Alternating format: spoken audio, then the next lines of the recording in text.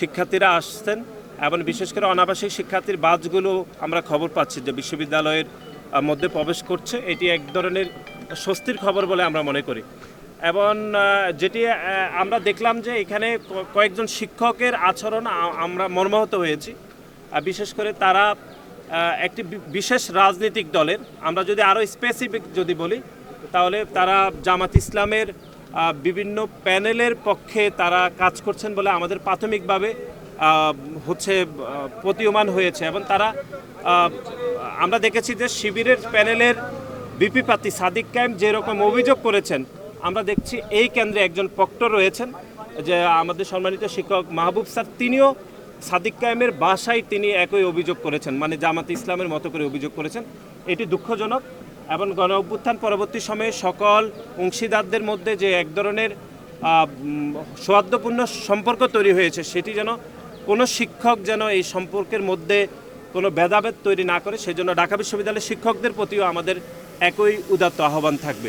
এটি হচ্ছে last vote, যেটি মুজিব হলের ভোট কেন্দ্র। এখান থেকে ছাত্রদলের বুথ রয়েছে, আপনারাই যদি হিসাব করে দেখেন প্রায় 150 মিটার দূরে, অর্থাৎ প্রবিসি স্যারের বাংলোর পরে এই বুথটি আমাদের নাই, এটি বাক্সাসের।